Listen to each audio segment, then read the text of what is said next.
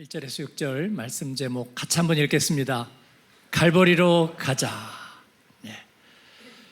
로마서 7장은 성경에서 제일 어려운 장이라고 그래요. 그래도 제가 누굽니까? 성경 일타 강사, 오늘 로마서 7장 깨끗하게 뚫어드리는데 그래도 안 뚫리는 분은 어쩔 수 없어요. 네.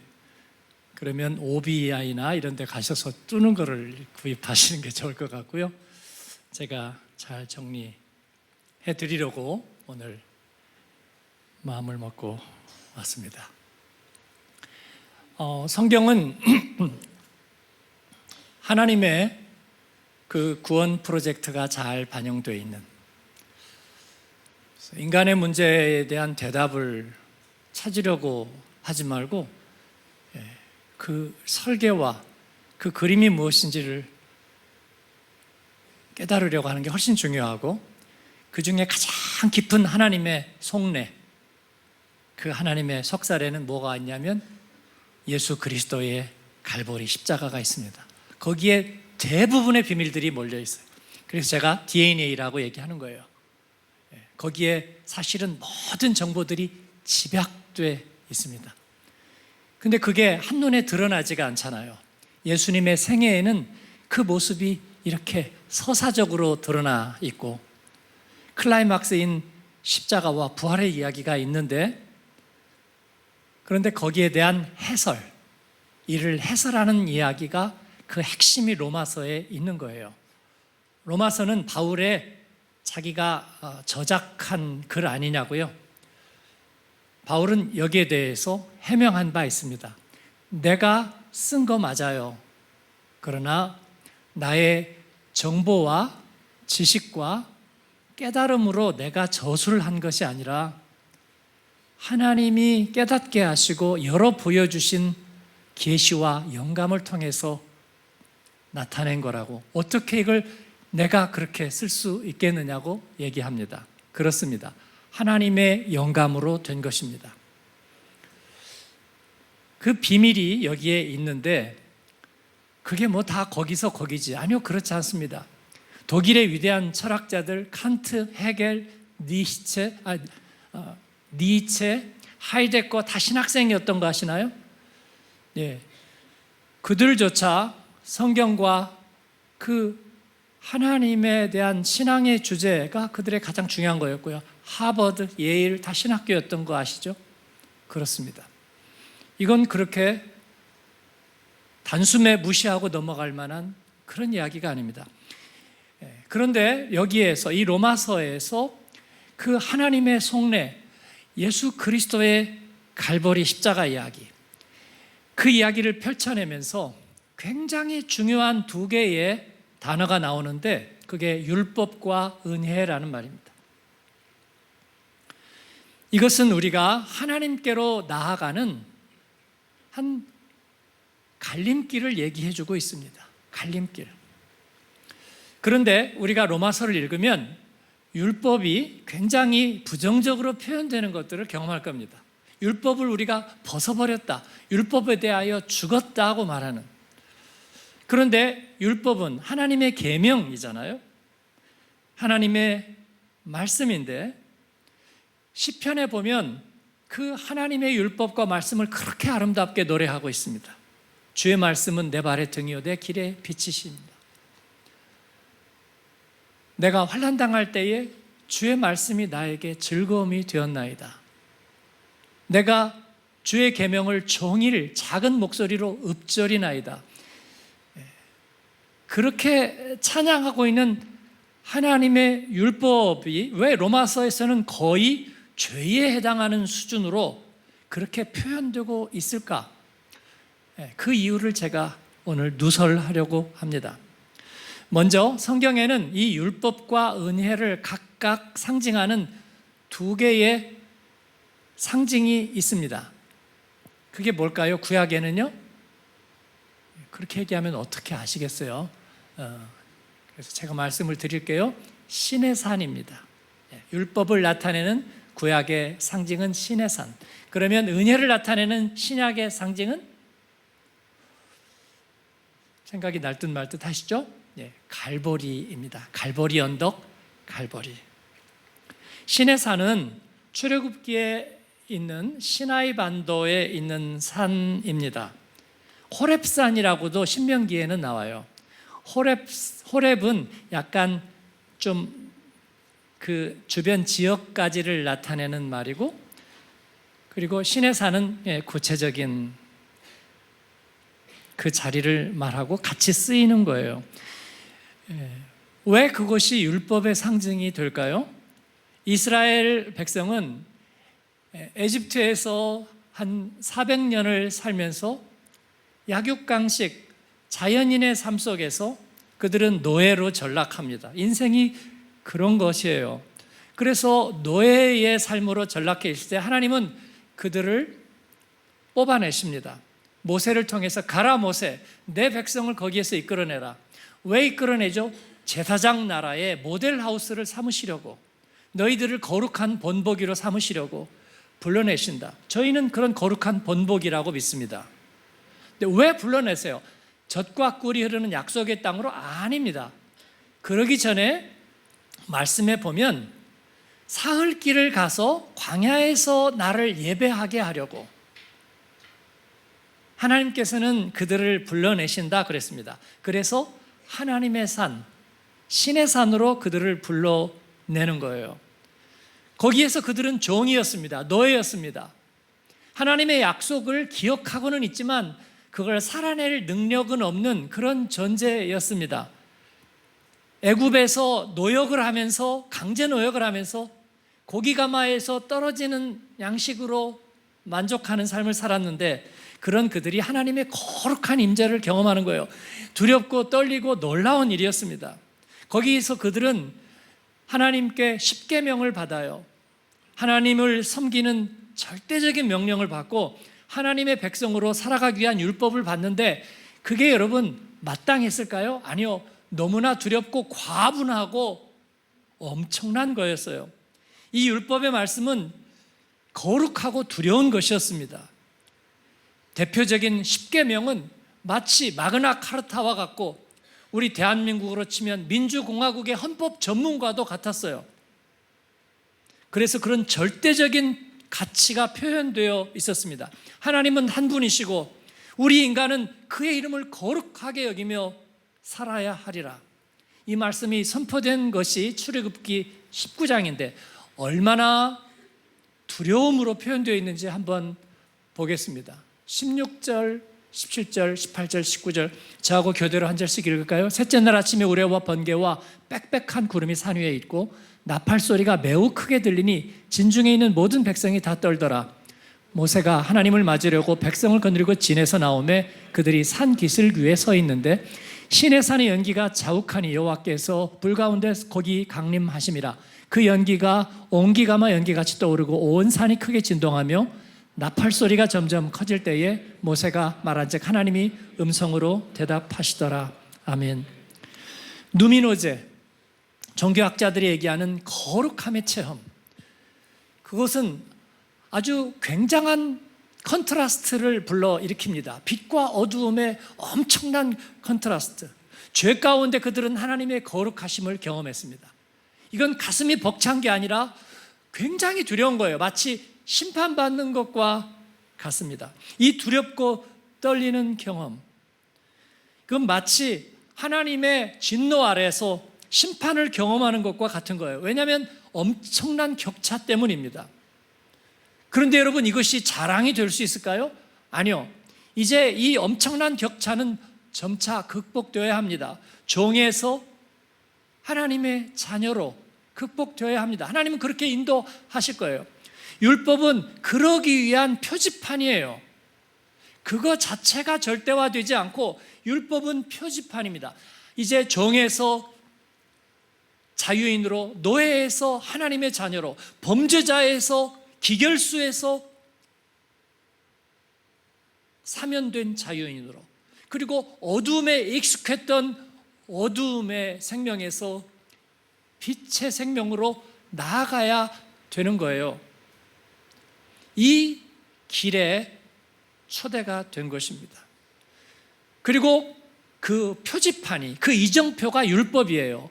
하나님을 향한 이 율법, 그 중에서도 오직 하나님만 높이고 예배하라는 그 절대성은 영원합니다. 그러나 이제 그 표지판이 구체적인 행보를 나타내는 그 율법의 구체적인 가이드라인, 거기에는 몇 가지 특징이 있습니다. 그 특징만 여러분이 오늘 기억하시면 되는데요. 첫 번째는 이 율법은 경계를 표시해주는 울타리, 그 경계를 보호해주는 울타리의 역할을 하고 있다는 것이고, 동시에 어디로 가야 될지의 표지판을 나타내 준다는 거예요. 여러분, 표지판은 이제 그 길을 떠나서 다음 목적지로 가면 그 표지판은 더 이상 효력이 있을까요, 없을까요? 효력이 없습니다. 효력이 없죠. 거기까지 안내해 주는 역할만 하는 거예요. 그 다음에 오는 사람 또 표지판이 안내하겠지만 거기를 지나간 사람에게는 그 표지판이 헛된 게 아니라 이제는 더 이상 유효하지 않은 거예요. 울타리는 뭐를 얘기하냐면 나눠줍니다. 케냐의 그 사파리 지역, 사파리라는 것이 동물원이 아니고요, 그냥 좌우 250km의 그냥 초원이에요. 거기에서 세렝게티로부터 이제 우기와 건조기를 따라서 탄자니아 그리고 케냐, 우간다에 거치는 그 아주 넓은 초원을 이제 생태계의 흐름을 따라서 야생 동물들이 건조기가 되면 우기를 따라서 내려갔다가 올라갔다가 하는 곳이 그 사파리예요. 근데 거기에다가 울타리 없는 집을 지어놓고 살면 사자들이 배고프면 와서 잡아 드시겠죠? 그렇습니다. 그래서 울타리를 쳐놓는 거예요. 울타리. 그래서 그 울타리는 경계를 나타내요. 하나님이 정해주신 울타리 안에 있으면 우리는 하나님의 은혜 안에 있고 그 가운데 생명이 보호받는 거예요. 울타리 밖으로 나가면 보호받지 못해요. 그러나 그 울타리가 숭배 대상은 아니에요. 그 울타리가 절대적인 것은 아니에요. 그 울타리 자체가 특권은 아니에요. 그렇죠? 그래서 율법은 울타리와 같다. 그리고 하나님은 우리를 울타리 안에 가둬놓으시려는 것이 아니라 마치 고속도로처럼 사우디나 쿠웨이트나 아니면은 아랍에미레이트나, 오늘 지명이 생각이 잘 나네요. 사막에다가 고속도로를 내고 경계선을 그어놓잖아요. 거기 벗어나면요 아마 생존이 힘들 거예요. 엄청난 더위와 안전시설이 없거든요. 그러나 고속도로 안에 있다면, 그 경계 안에 있다면 우리는 목적지를 향해 갈 수 있을 거예요. 그렇다고 거기 계속 머무르면 안 돼요. 가야 합니다. 그래서 율법은 가야 한다는 표지판과 그리고 갈 때까지를 보장해주는 경계선의 의미를 가지고 있는 거예요. 자상하고 신실하신 하나님입니다. 그래서 이 율법의 특징, 하나님의 자녀로 온전한 자유함을 누릴 때까지 이 율법의 울타리와 표지판은 잠정적인 성격을 갖고 있다는 거예요. 일시적인 성격을 갖고 있다는 거예요. 한번 따라 하겠습니다. 잠정적인 성격. 그 자체가 영원하지 않다는 것입니다. 고등학교 때 너무 친구하고 잘 지낸 사람들은 멈춰라 시간이요. 고등학교를 영원히 다니고 싶은 사람들이 있어요. 그렇죠?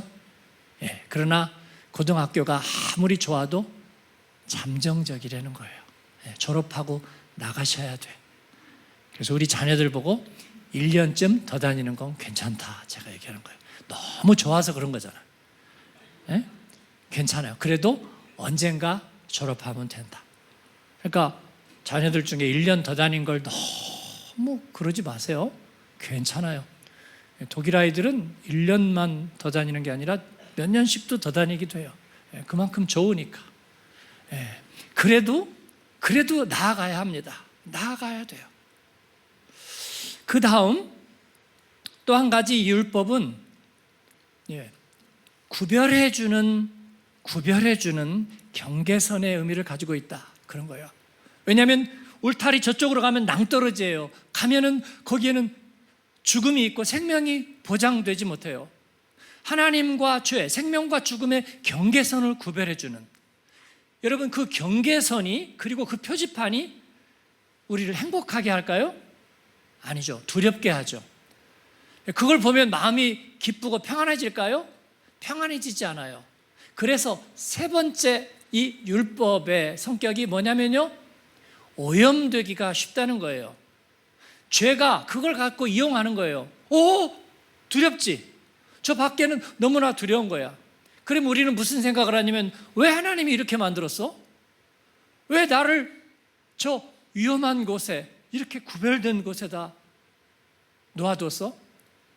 이곳에 있으니까 너무 안전해가 아니라 이곳을 벗어나면 지옥 같을 거야 라는 생각. 여러분, 이것이 죄가 만들어내는 바이러스입니다. 그래서 이 율법은 오염될 수 있다는 거예요.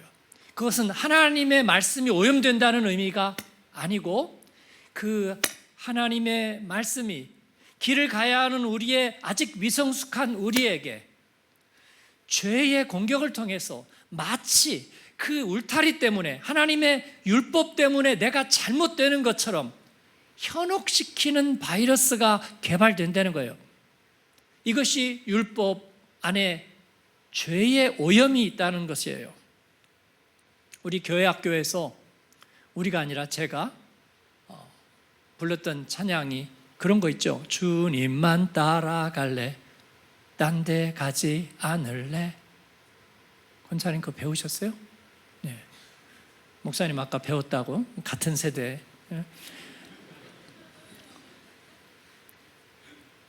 그러니까 딴 길로 갈까봐 두려워요. 그런데 누가 와서 너 딴 길로 갔거든? 너 딴 길로 가는데? 너 분명히 딴 길로 갈 거야 라고 얘기하는 거예요. 너 그러고도 잘 되면 손에 장을 지진다? 부모도 자식한테 그렇게 얘기하잖아, 화가 나면. 그런 것처럼 우리 안에서 그렇게 정죄하고 고발하는 소리가 있어요. 그 목적은 뭘까요? 하나님이 너를 가게 하려고 이 말씀을 주신 것이 아니라 네가 결국은 못 가게 되도록 그렇게 한 거야. 하나님 책임이야. 그래서 주저앉게 만들려는. 그래서 이것이 하나님의 말씀이 오염되는 거예요. 죄가 그렇게 오염되는 거예요. 그렇지 않으려면 우리는 계속 가야 되는 거예요. 그런데 그렇지 않으면 오염되니까 사람들이 어떻게 해요? 울타리를 더 높이 쌓는 거예요. 울타리를 더 높이 쌓아요. 그리고 그 울타리를 숭배하기 시작하는 거예요. 미시나와 탈무드 같은 유대인의 법령집이 그렇습니다. 율법 자체를 거룩하게 여기는 것으로 그들의 구원을 보장받으려 하는 거예요. 여러분, 이것을 하나님께서 수없이 경고하셨어요. 율법과 선지자를 통해서 하나님 편에서 수없이 경고했습니다. 그런데 그들이 실패합니다. 그러면 또 여러분이 정죄당하겠죠. 거봐. 하나님이 할 수 없는 과제를 줘가지고 실패하게 했잖아. 그런데 이것은요, 그냥 실패가 아니라, 여러분, 우리가 어떤 놀이나 게임을 하면서도 1단계에서 2단계로 나가는데 2단계로 다 나가요? 못 나갑니다. 처음에 다 실패합니다. 그건 실패예요? 아니요. 왜 이렇게 프로그래밍을 했느냐고요? 그러면 가만히 있어도 초보자도 저절로 2단계로 가면 그게 2단계예요? 1단계지. 다단계가 생각나는. 그죠? 그래서 처음에는 실패하죠.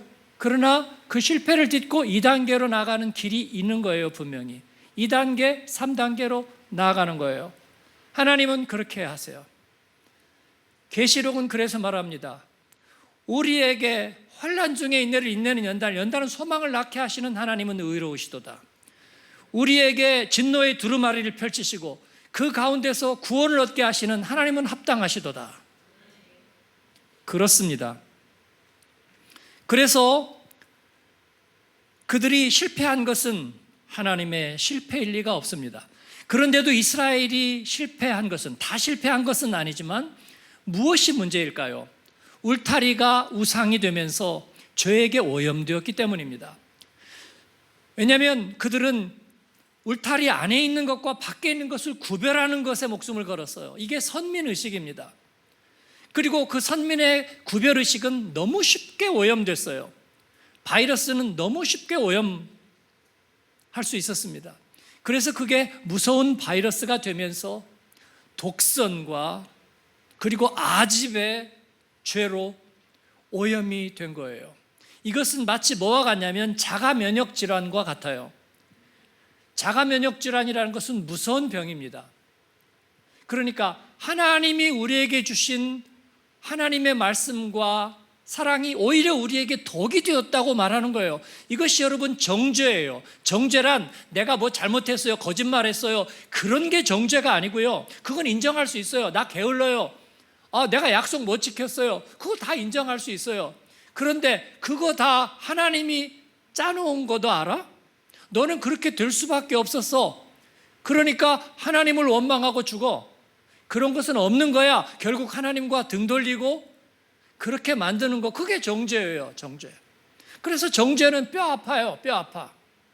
자식이 부모를 부인하게 만드는 것, 자기의 존재 근거를 부인하게 만드는 것은 뼈 아파요. 그래서 이 정죄는요, 우리에게 일생의 수치와 부끄러움을 갖게 만들어요. 아버지를 아버지라 부를 수 없는, 그건 부끄러운 거예요. 해명이 되지 않아. 그런 자기 모순에 빠져서 결국은 하나님을 떠나고 하나님을 부인하고 살게 만들려는 것. 자가 면역 질환이 뭐예요? 면역 시스템이 외부의 적을 방어하고 공격하게 되어 있는데 자기 세포와 자기 조직을 공격하는 거잖아요. 이게 무슨 뼈아픈 동족 상잔이에요. 루푸스라든지, 우리 교인 중에도 그런 자가 면역 질환 있는 분이 있었어요. 의사한테 가면 뭐라 그래요? 약이 없습니다. 그렇게 얘기하죠. 당신 몸이 당신 몸을 공격하는데 약이 없습니다. 답답하잖아요, 여러분. 하나님은 왜 그렇게 하셨느냐고요? 아닙니다. 하나님은 그렇게 하지 않으셨습니다. 그러나 죄가 얼마나 무서운 지능을 가지고 있는지 알 수 있을 것입니다. 의학자들이 바이러스의 욕망이라는 말을 씁니다. 인간이 해답을 발견해 갈수록 동일하게 같이 비례해서 바이러스가 새로운 적응력을 가지고 이를 공격해가는, 그래서 하나님이 주신 모든 것이 마치 결국은 우리를 죽음으로 이끌기 위한 것인 양 우리를 현혹하고 부정하게 만드는 것입니다. 하나님의 말씀대로 사는 것은 불가능하고 그 불가능한 것을 우리에게 주게 한 하나님은 신기루이거나 아니면 가짜라고 여기게 하는 것입니다. 이것이 정죄입니다. 하나님을 모순으로 여기게 만드는 거예요. 그래서 우리가 그러다가 지치면 그냥 막 소리 지르는 거예요. 버려둬라, 내 인생은 대처로부터 모순 아니더냐. 찬송 아니에요. 조영남의 노래. 태초로부터 모순일 뿐이래요. 그렇습니까? 하나님을 모순으로 여기게 하는 거예요. 예를 들어 안식일의 규정이 있잖아요. 하나님이 6일간에 창조하시고 마지막 날은 쉬셨습니다. 엄밀히 쉬지 않으셨어요. 관리자 하나님은요, 그 7일째에도 돌아다니면서 살피실 거예요. 그런데 하나님이 쉬셨으니까 우리 인간도 다 쉬어야 된다. 그래, 다 쉬어요. 거룩하신 하나님, 아무것도 하지 마. 그건 하나님을 욕되게 하는 거야. 그래서 이 사람들이 이제 실패하지 않으려고 울타리를 높이 쌓으려고 안식일에 대한 규정을 미시나에서 탈무드에서 점점 더 강화시킨 거예요. 그런데 안식일에 병이 나면 어떡하죠? 병을 고쳐야 되는데 그건 안식일을 범하는 거야. 뭔가 모순이 생겨요. 어떻게 하죠? 그래서 정죄당하는 거예요. 예수님이 오셔서 안식일에 병자를 어떻게 했습니까? 고치셨어요. 바로 정죄했어요. 너는 왜 안식일을 범하고 그리고 하나님의 아들이라고 말하느냐? 그때 예수님은 그 모순을 넘어서십니다. 어떻게 해요? 인자는 안식일의 주인이라 말씀하십니다. 안식일을 제정하니라, 그래서 안식일에 생명을 거치는 것이 마땅하도다. 그걸 깨트리는 것이 아니라 넘어서는 거예요. 거룩한 규정을 죄는 오염시키려고 해요. 그래서 정죄해요. 그래서 그 정죄는 부끄러움을 낳습니다. 그래서 자가 면역 질환처럼 우리가 이 믿음의 문제를 내 안에서 해결하지 못하고 정죄당하면 스스로 부끄러워집니다. 부끄러워져요. 아이들은 어른이 귀엽다고 해도 부끄러워서 울어버려요. 부끄러웁니다. 그래서 예배를 드리는 것을 부끄러움으로 여깁니다. 세상에 나가서는 아무리 어처구니 없는 일을 당해도 당당하고 따지든지 참든지 하는데 예배에 나와서는 부끄러워하는 모습들을 봅니다. 그것은 예배가 잘못된 것이 아니라 예배하는 삶을 죄의 바이러스가 오염시켰기 때문입니다.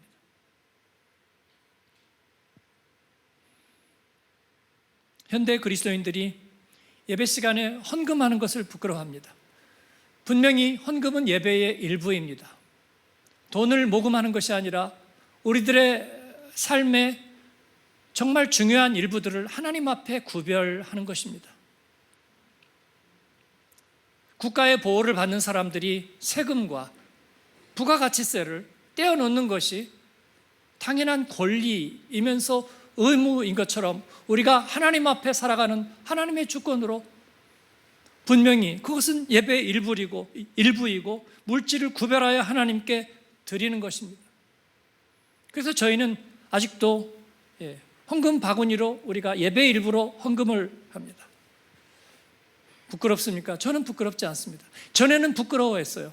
그게 되게 부끄러웠어요. 그래서 교회는 헌금함을 뒤에다가 만들었어요. 부끄럽지 않게 몰래 그냥 드리고 그렇게 지나가려는 거예요. 그러니까 이제 그것도 부끄러워요. 왜 그런데 보이는데 저걸 놓느냐고요. 그래서 어느 교회는 주보 저 뒷면에다가 조그맣게 은행 구자를 넣어요.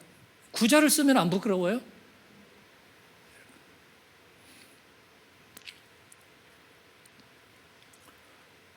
저도 전에는 그게 부끄러웠어요. 왠지 모르게 부끄러웠어요. 어릴 때 우리 부모님들은 그걸 부끄러워하지 않았어요. 가난한 삶을 살았지만 하나님 앞에 나의 것을 구별하고 그리고 하나님께서 내게 필요한 것은 공급하신다는 그런 확신을 갖고 있었어요. 국가가 나를 지원하고 그리고 돌보는 것보다 하나님이 나를 돌보는 것이 크고 그리고 나는 거저받았으니 하나님께 거저드린다는 마음을 가지고 있었어요. 그것을 누가 공격하고 자꾸 정죄하니까 우리 자신이 그것을 부끄러워하는 거예요. 부모들이 자식을 키우면서 돈을 벌고 장성한 자식에게도 습관처럼 돈은 있니? 라고 물어봅니다. 선물 가지고 찾아온 자녀에게 여비는 있니? 돈은 있니? 그 부모가 돈의 노예가 된 것은 아닙니다. 자기의 사랑의 관심을 그렇게 표현하는 것입니다. 그것을 부끄러워하는 사람은 없습니다. 주유소에서 주유를 하고 카드를 내밀면서 부끄러워하는 사람은 보지 못했습니다. 죄는 이 모든 것들을 마치 오염된 것처럼 우리를 착각하게 해서 우리를 정죄하고 우리가 모순에 빠진 것처럼 만들어서 우리를 부끄럽게 만듭니다. 그리고 우리의 믿음을 허구적인 것으로 만듭니다. 자가 면역 질환에 걸린 사람처럼 믿는 자를 공격하고 자기 모순에 빠뜨립니다. 예수님에게 그 숱한 공격들이 온 것을 복음서에서 여러분 보시죠. 네가 하나님의 아들이냐?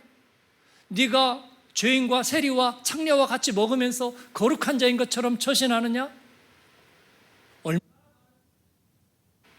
공격들이 예수님에게 오셨는지 모릅니다. 예수님은 그래서 갈보리에서 그 죄의 권세를 깨트리십니다. 그 정죄의 뇌관을 빼고 그리고 이를 깨트리십니다. 울타리를 깨트리고 거기에 문을 만드셨습니다. 갈보리 언덕에서 죽으실 때에 어린 양의 흠없는 생명이 죽은 것이 아니라 그 생명을 오염시킬 수 있다고 자신하는 죄의 힘만 깨트리셨습니다. 그래서 이 로마서에서 율법을 죄처럼 율법에 대해서 죽었다고 말하는 것은 하나님의 말씀을 죽인다는 것이 아니라 거기에다 더 씌워진 바이러스를 죽이는 것입니다. 그 불신앙의 오염을 걷어내는 것입니다. 그리고 율법에 오염된 율법을 무력화시키고 그 정죄를 우리에게서 벗겨내는 줄로 믿습니다. 여러분, 이것을 깨달았을 때 얼마나 자유하게 되었는지 모릅니다. 그렇지 않으면 부끄럽지 아니한가, 부끄럽지 아니한가. 나는 약하고 자신 없고 모든 것은 부끄러울 뿐입니다. 어떤 것에도 확신은 없습니다. 그러나 갈보리 주님께서 우리 안에서 그 확신을 주셨고 우리의 정죄를 벗겨주셨습니다. 그러므로 이제 그리스도 예수 안에 있는 자에게는, 그 매직 워드, 그리스도 예수 안에 있는 자에게는 결코 정죄함이 없습니다. 왜 정죄함이 없는지 아세요? 그리스도 예수 안에 있는 생명의 성령의 법이, 죄와 상함의 법에서 너를 해방했기 때문인데, 그 열쇠가 뭔 줄 아세요? 그 얘기를 드리고 마치겠습니다. 속박에서 자유로, 종에서 자녀로 신분 변화가 일어났습니다. 신분 변화가 일어나면요, 종일 때 공격받던 그 정죄함이 더 이상 유효하지 못해요. 힘을 쓰지 못해요. 학교 다니면서 숙제할 때마다 다 하지 못해서 늘 마음이 괴롭고, 엄마 보기 미안하고, 아빠한테는 혼날까 봐, 선생님 보기에는 공부 좀 하는 줄 알았더니. 그렇습니다. 나는 인생이 그런 거야. 늘 채워지지 않은, 늘 다 하지 못한. 그런데 이 친구가 어떻게 대학에 진학했어요. 어느 날 리포트를 쓰고 연구과제를 받았는데 그게 갑자기 너무 재밌어. 내가 맞아? 나 맞아? 너무 재밌는 거예요. 학점이 잘 나올진 모르겠어. 그래도 너무 재밌어서 밤을 새워서 연구과제를 하는 것과 같습니다. 그는 더 이상 정죄받지 않았어요. 중고등학교 시절에 그 뼈아픈 마음이 이제는 사라졌어요. 이거 너무 재밌어요. 엄마가 묻습니다. 너 맞니? 네. 그 비결은 무엇일까요? 하나님께서는 죄에 오염될 수 있는 율법 대신에 우리에게 또 다른 선물을 준비하셨습니다. 그 선물을 예수 그리스도 안에 숨겨 놓으셨는데, 갈보리의 십자가를 만나는 이들에게 그 선물 보따리를 풀어놓으십니다. 자가 면역질환 치료제, 더 이상 오염되지 않는 하나님의 선물, 하나님 편에서 주시는 선물, 그게 뭘까요? 믿음입니다. 예수 그리스도 안에 있는 믿음, 그 믿음은 오염되지 않습니다. 그 말은 정죄당하지 않는다는 말입니다. 길을 잘못 들어도 정죄당하지 않습니다. 하나님이 너 길 잘못 들게 하려고 지금 이렇게 한 거 알아? 이해는 안 되지만 일단 낙심부터 해버려요. 맞아, 안 믿으면 될 거 아니야. 나는 까면 안 되잖아. 어차피 다 우리 위선자들 아니야? 그러면서 지레 포기해 버립니다. 그런데 이 믿음은 그렇게 하지 않습니다. 이 믿음은 오염되지 않습니다. 울타리를 오해해서 넘어가도 좌절하지 않고 거기서 죽어버리지 않습니다. 다시 경성해서 다시 일어나서 표대를 향해서 달릴 수 있게 합니다. 험한 십자가의 능력이 있네. 거기서 나의 삶이 변했네. 찬양과 같습니다. 사랑하는 여러분, 율법을 주신 하나님은 불의하십니까? 거룩하십니다. 그 율법의 정신은 하나도 1.1획도 변한 게 없어요. 아무것도 땅에 떨어지지 않을 것입니다. 그 동행의 기록은 너무나 아름답습니다. 그러나 연약한 인간의 틈을 타고 들어온 죄의 바이러스는 그 모든 것들을 다 부정해버리고 정죄할 자신감과 준비를 가지고 있는데, 그러나 하나님은 갈보리에서 그 대항 백신을 준비하셨습니다. 그리고 우리에게 정금과 같은 믿음을 크레딧해 주시는데 그것은 오염되지 않을 것입니다. 이 대목에서 아멘 하셔야 되지 않을까요? 이 믿음은 오염되지 않을 거예요. 하나님은 예수님과 결혼한 우리에게 새로운 혼인증서와 여권을 발급하실 것입니다. 그리고 오염되지 않는다는 보증을 주실 거예요. 잘 모르겠다. 오늘 가서 한 번만 더 들어보세요. 오늘 설교를. 클리어해질 거라고 믿습니다. 자, 예상 질문. 마귀가 여러분에게 질문하고 대답하는 것으로 한번 우리가 예상 질문을 한번 해보겠습니다. 근데 그 마귀는 여러분 안에, 왜냐하면 자가 면역 질환이니까 여러분 안에 질문일 수도 있어요. 그렇죠? 마귀가 묻습니다. 너 네 편의에 따라서 왔다 갔다, 여기에서 네 생각했다 금방 나가서는 딴 생각하고 하는 거 내가 다 알고 있어. 나는 네 안에 있는 너야. 너도 알지? 네 믿음 가짜인 거. 너는 헛거야. 하루에도 수없이 천국과 지옥 왔다 갔다 하는 거 알지? 너 가짜야. 천국 간다는 말에 현혹되어서 위선을 행하고 있을 뿐이야. 너 그러고도 그리스도인이야? 물으면 뭐라고 대답해요? 응. 마귀 살짝 열 받겠죠? 네. 야, 오늘 같은 계명천지 세상에서 천국과 영생을 믿는다고? 야, 오늘날에도 교회 다니고 교회 출석하고 한 주도 안 빼고 교회 가고 주말에는 교회 가 살고 그거 멋진 인생이야? 야, 세상이 이 모양인데 하나님은 공정하고 하나님은 정이고 하나님은 사랑이야? 너 교회 사람 보고 나가? 하나님 보고 나가는 거 아니야? 하나님 보고 나가. 둘 다 보고 나가. 너 목사 보고 교회 나가? 오, 할 말이 없어 이제. 와, 쩐다. 할 말 없네. 왜? 하나님은 안 보이고 목사님은 보이고. 하나님은 때로 안 보이지만 장로님도 보이고 권사님도 보이고. 오, 그 인간들 다 부족한 거 아니야? 그래도 변화될 거거든. 마귀가 뭐라고 했어요? 그만 얘기하자. 그렇죠? 그렇습니다. 사람 보고 교회 나갑니다. 왜냐하면 다 좋은 분들이거든요. 믿음의 간증을 듣는 게 너무 좋거든요. 마귀는 우리 안에 나를 굉장히 괴팍하고 까다로운 사람으로 만들어요. 나는 사람 안 봐요. 목사님도 안 봐요. 기도하는 사람도 안 볼 거예요. 나는 오직 하나님만 볼 거예요. 라고 멀어지고 스스로에게 정죄당합니다.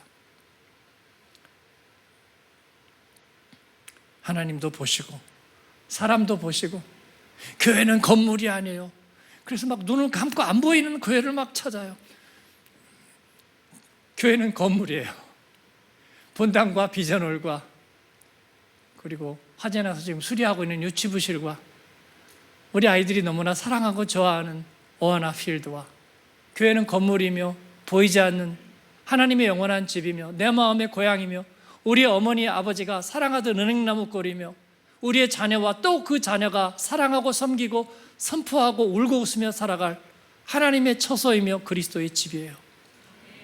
그것은 너무나 구체적이며 그리고 동시에 너무나 추상적이며 우리의 오류와 잘못과 그리고 뼈아픔을 다 그 안에서 해결해 주는.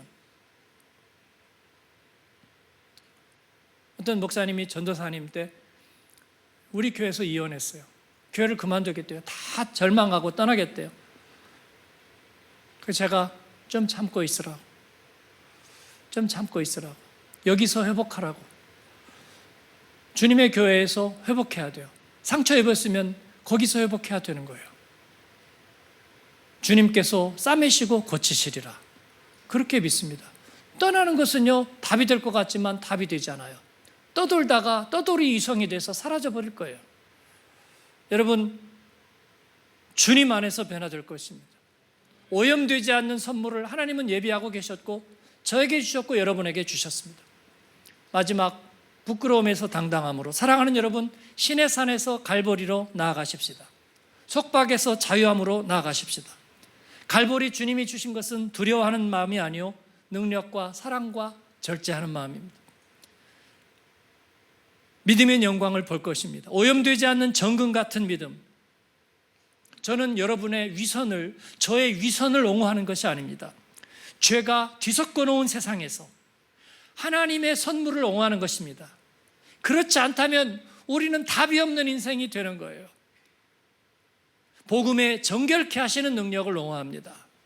그렇기 때문에 주님은 내 안에서 승리하실 것입니다.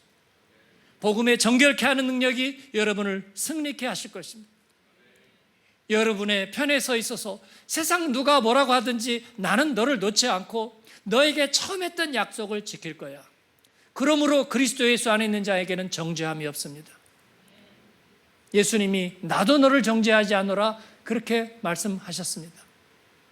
당당함으로 주님과 동행하는 여러분 되시기를 축복합니다. 아멘. 기도하겠습니다. 기도할 때에 여러분